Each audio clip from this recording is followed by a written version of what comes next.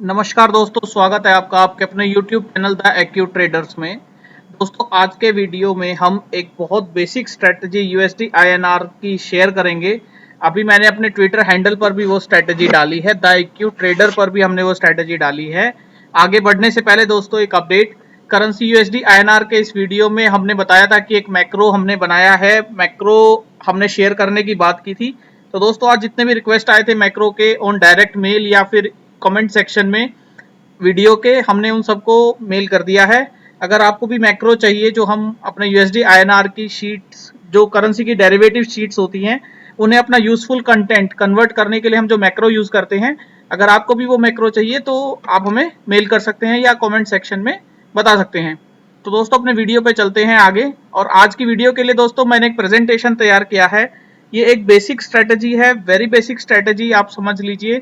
मतलब इसे आप डायरेक्ट मार्केट में इंप्लीमेंट कर भी सकते हैं या नहीं, वो आपके रिस्क एपेटाइट, मनी मैनेजमेंट पर डिपेंड करता है। दोस्तों आप इस स्ट्रेटजी से केवल एक आइडिया लीजिएगा और उस आइडिया के बिहाफ पर आप इस स्ट्रेटजी को अपने नेचर, अपने ट्रेडिंग नेचर के अकॉर्डिंग एडिट या मोल्ड कर लीजिएगा। तो दोस्तों आगे बढ़ते हैं। आगे बढ़ने से पहले एक डिस्क्लेमर कि ये वीडियो एजुकेशनल पर्पस के लिए रिकॉर्ड किया जा रहा है। आप हमारे एनालिसिस से या वीडियो में बताए गए कंटेंट से एग्री कर सकते हैं, डिसएग्री भी कर सकते हैं। और दोस्तों इस वीडियो में जो स्ट्रेटजी आपसे शेयर की जाएगी, अगर इसमें कोई भी आपको अच्छा कंटेंट, अच्छा एडिटिंग मिलता है तो आप हमें भी जरूर बताइएगा। दोस्तों आगे बढ़ने, इस स्ट्रेटजी को बताने से पहले करेंसी का नेचर आपको समझना जरूरी है कि करेंसी मीन रिवर्टिंग होती है। मीन रिवर्टिंग मतलब दोस्तों करेंसी ज्यादा नीचे तक नहीं जा सकती, उसे ऊपर आना ही होगा। करेंसी ज्यादा नीचे तक भी नहीं जा पाएगी, ज्यादा ऊपर भी नहीं जा पाएगी। तो दोस्तों इसका मतलब करेंसी अगर कोई मोमेंटम देती भी है एक बड़ा, तो उसके बाद वो थोड़े टाइम तक एक रेंज में जरूर आ जाएगी या एक बड़े मोमेंटम को कंट्रोल कर लिया जाएगा। इसी तरह दोस्तों इसमें इंपोर्टर्स और एक्सपोर्टर्स की रेंज होती है, उसका बैलेंस चलता रहता है। अगर करेंसी ज्यादा नीचे जाएगी तो एक्सपोर्टर्स को परेशानी होगी, ऊपर ज्यादा ऊपर जाएगी तो इंपोर्टर्स को परेशानी होगी। और दोस्तों किसी भी देश के लिए दोनों इंपोर्टर्स और एक्सपोर्टर्स दोनों ही बिजनेसेस बहुत इंपॉर्टेंट होते हैं। तो क्योंकि करेंसी में दो इकोनॉमीज का इंटरचेंज, दो इकोनॉमीज को हम ट्रेड कर रहे हैं, यूएसडी को ट्रेड कर रहे हैं, आईएनआर को ट्रेड कर रहे हैं। तो दोस्तों इस इंपोर्टर्स और एक्सपोर्टर्स पॉइंट ऑफ व्यू से भी करेंसी स्टेबिलिटी की तरफ अप्रोच करती है। और तीसरा पॉइंट दोस्तों, long term trend is bullish. Bullish इसलिए दोस्तों क्योंकि हमारी आईएनआर करेंसी जो है वो डेप्रिशिएटिंग करेंसी है, क्योंकि हमारे इंपोर्ट्स ज्यादा होते हैं कंपेयर टू एक्सपोर्ट्स। तो अगर हम अपने चार्ट में भी देखें तो long term trend monthly basis पे आपको बुलिश ही नजर आता है।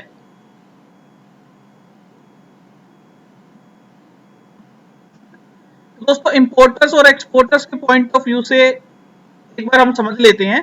इंपोर्टर्स और एक्सपोर्टर्स के पॉइंट ऑफ व्यू से आप देखिए, जैसे इंपोर्टर्स को कैसे काम चलता है, कैसे होता है कि इंपोर्टर्स अपना मटेरियल बाहर से इंपोर्ट करते हैं और उन्हें बिल्स मान लीजिए डॉलर में पे करना पड़ता है।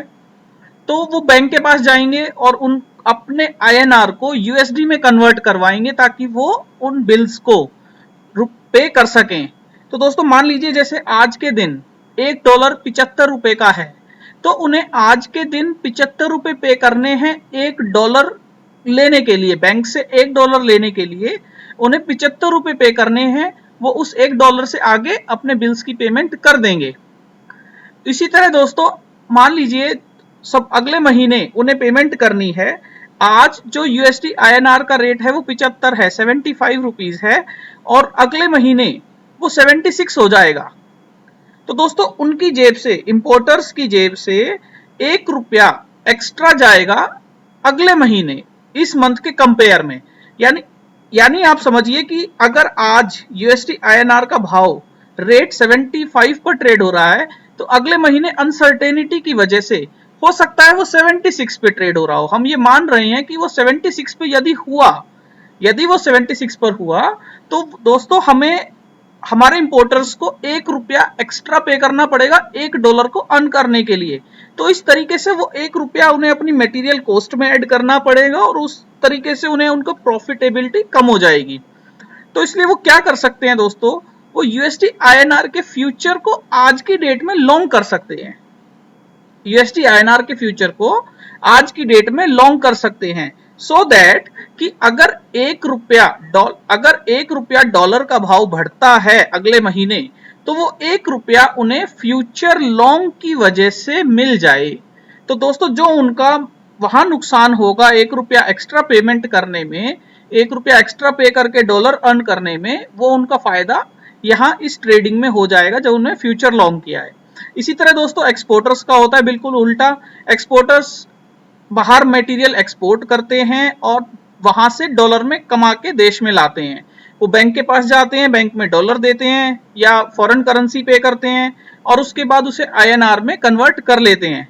तो दोस्तों अगर वो आईएनआर में कन्वर्ट कर रहे हैं, बाहर से तो उन्हें फिक्स पेमेंट मिली ना, मान लीजिए $1 मिला, तो आज अगर वो 75 का भाव है तो उन्हें 75 रुपए मिल जाएंगे।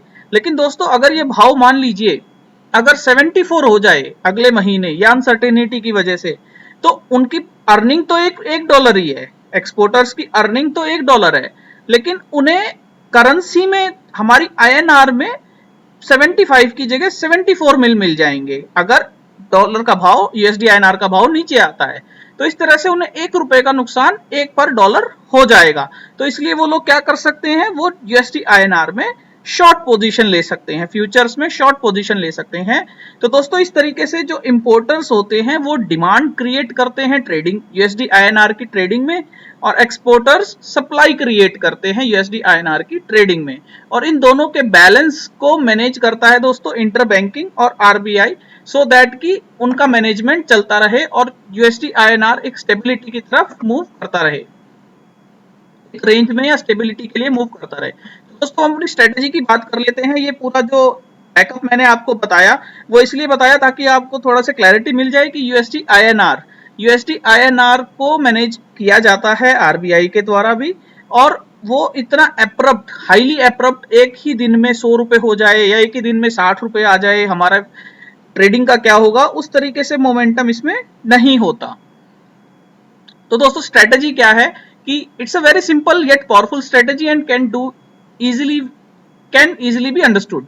मतलब दोस्तों ये एक सिंपल स्ट्रेटेजी है, सिंपल है, अच्छी है। ये स्ट्रेटेजीज मैंने भी काफी यूज की हुई है। अब इसको मैं एक एडिटेड वर्जन के साथ यूज करता हूं, वो भी मैं आपको बता दूंगा। तो दोस्तों स्ट्रेटेजी ये है कि हम फ्यूचर को 25 पैसा, हर 25 पैसा डिप पर बाय करते रहते हैं।